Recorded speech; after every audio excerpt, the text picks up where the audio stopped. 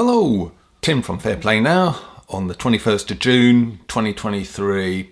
So it's the longest day here in the UK and Northern Hemisphere, and I guess if you're in Australia, New Zealand, etc., it will be your shortest day. But at precisely 3:57 p.m.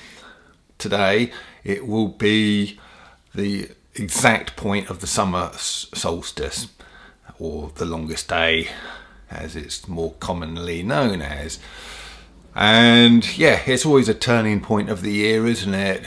And it's bizarre, isn't it? Because one minute you're still in winter, and then you get to the equinox, 21st of March, around then, and the kind of evenings are starting to get decently light, and then the point of the longest day always seems to come round really, really quickly. But I suppose that's what it is. Anyway, what I'd really like to talk about is, let's just get the right thing up here. A very interesting story that's come from the USA, and Joe Rogan, the famous podcaster, apparently put a challenge to a certain Dr. Peter Hotez, who is a very loud supporter of the V, and he said to him, or gave him a challenge, that if you come and debate RFK on my show, I will donate $100,000 to a charity. And other people then kind of joined in on that pledge, and I think the pot now stands at over $1 million. So all this sort of Dr. Hotez chap has to do is go onto the show and spend a little while debating Robert Kennedy as to why he thinks the V is such a great thing. Obviously, RFK thinks they're a bad thing, and yeah, he just has to defend his position, but he's declined. And the reason why he's declined is, he's basically saying that debating RFK was beneath him, and he said one typically doesn't debate science. Sounds a bit haughty to me, doesn't it? And I would have thought that in a sane world it'd be the total opposite, wouldn't it? Debating science is what should happen all of the time. You know, if someone comes up with a new theory, a new sort of series of thoughts on something scientific, well, then the whole scientific community should open up and debate that. So this isn't science. These people sort of like to say things about, trust the science is settled, but that's not real science to me. That sounds more like a cult than real science, to be honest with you. And it seems like we're surrounded by cults, doesn't it? But what is a cult exactly, and what are the signs of a cult? Well, we all know basically what it is, what these things are.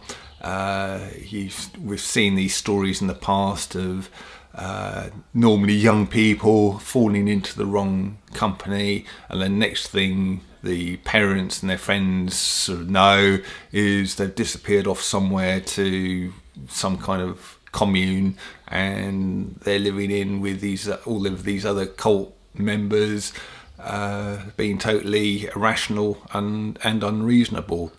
And I suppose, I'm not sure if this is the exact definition of a cult, but the way I define it is, it's when you get into a certain belief system, a lot of the time through brainwashing and endless mind control techniques, kind of put onto you over an extended period of time, until you get to the stage where your mind is completely closed to any kind of counter argument or arguments that goes against the cult. And you're certainly not going to debate other people who are against the cult or sort of don't believe what the cult believes, you're going to avoid that at all costs.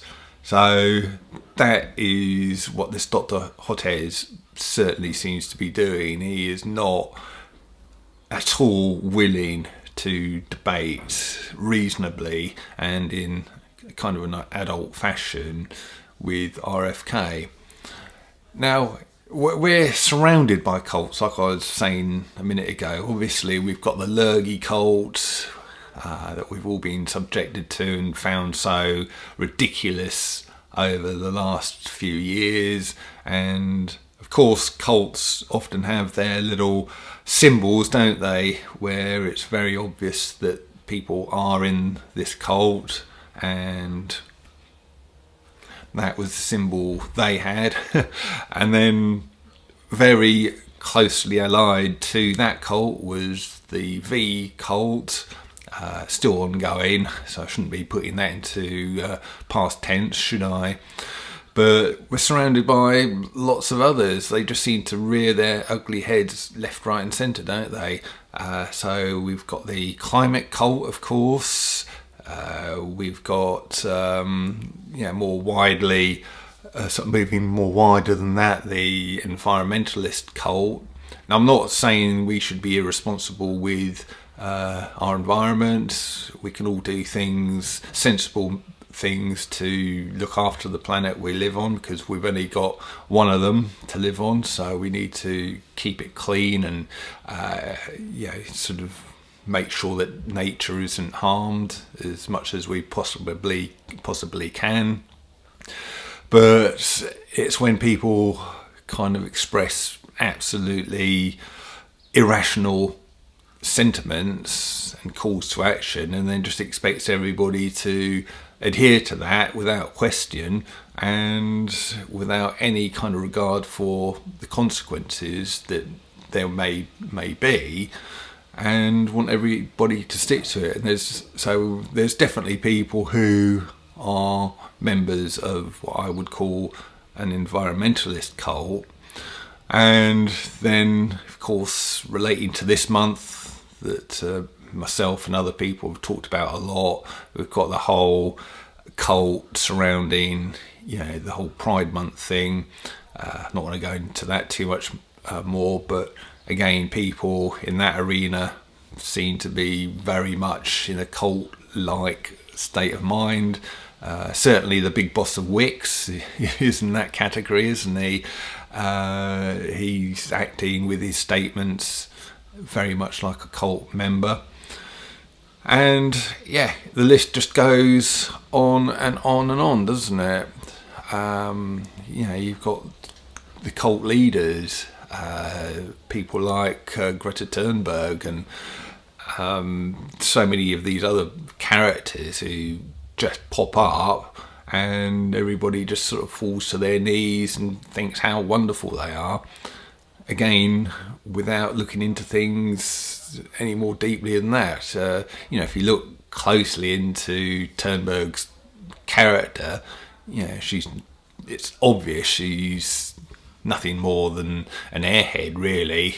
Don't really like using that term about people, but she doesn't seem to have much upstairs from the interviews or attempted interviews I've seen where people have asked her hard questions. She just sort of breaks out into a school girl kind of giggle and doesn't answer any hard questions. And there's a bit of a meme going round at the moment from China. There's a picture that was taken in China with a whole field, literally a whole field full of brand new electrical vehicles, which they can't shift and can't use because they don't know what they're going to do with them when they come to the end of their life. So they're just sort of sitting there in this field at the moment, rotting. And where's the likes of her, Greta Thunberg, about that? Because that's an environmental concern, I would have thought. But again, sort of with cult members, they only like listening to or going on about things when it suits their narrative to do so. And if it doesn't suit their narrative, well, they're nowhere to be seen, and they're nowhere to be debated to, or sort of debated with. They just don't want to know. So yeah, I'm going to end this video, because we've been going on a little while now, with a really great video which kind of demonstrates this cult-like sort of stance. Of course, we've got the whole net zero cult, haven't we, as well, where people just seem hell-bent on pursuing this ridiculous policy, even though it's just going to cause so much hardship and misery for so many people.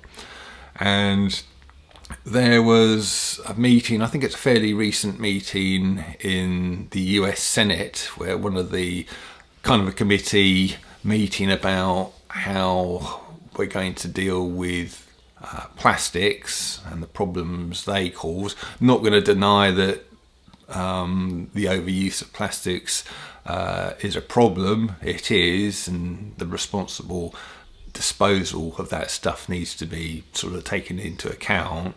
But again, like many other cults that I've been talking about, there's people who are just coming out with blanket sort of things like, well, we need to just ban plastics entirely. And again, that blanket statements like that, oh, we're just going to ban it all, that is another sure sign that you're looking at a cult, because just irrational things like that, irrational proposals that the vast majority of people can see right away is totally unreasonable. These people just think it's the opposite, completely reasonable to come out with things like that, and we just see it all the time now, don't we, in the news. But circling back to this US Senate thing, there's a lady who has been questioned by this senator, and she's saying, oh yeah, we just need to ban all plastics. And then he just destroys her. It's just an absolute delight to watch, because he basically just starts saying, those sort of glasses on your face, they're made out of plastics, at least the frames are. And she's going, I don't know, well, I can tell you they are.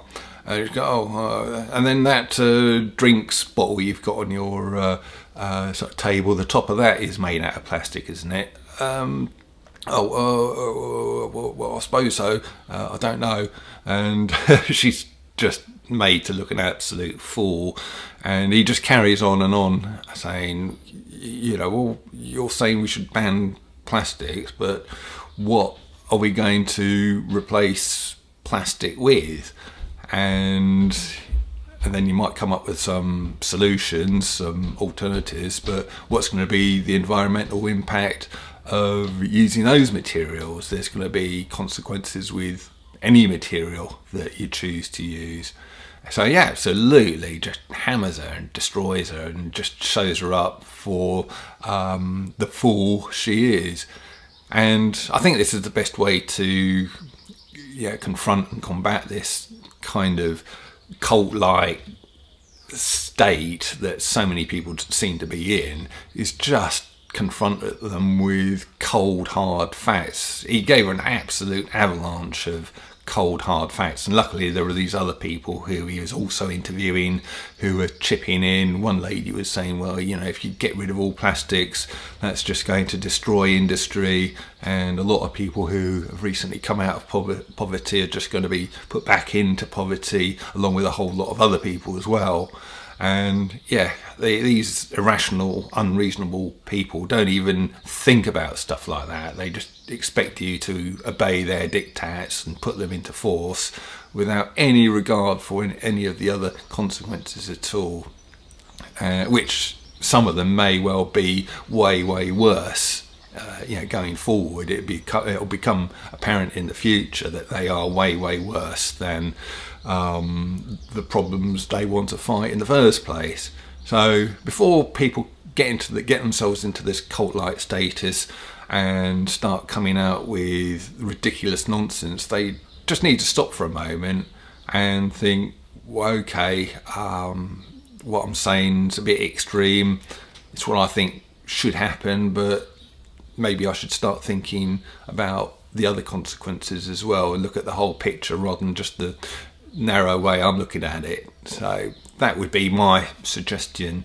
So yeah, we seem to be surrounded by cultists at the moment, and it's not a great place for society to be in. I just think we all need to grow up, get around the table, have some sensible debate.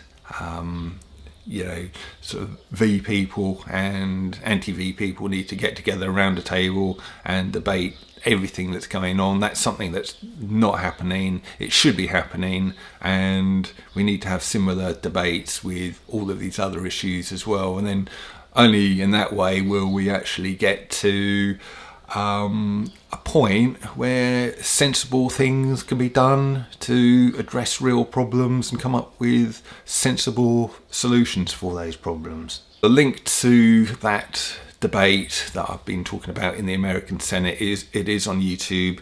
It will be in the description box and comment section below. Tim from Fair Play Now, thanks for watching.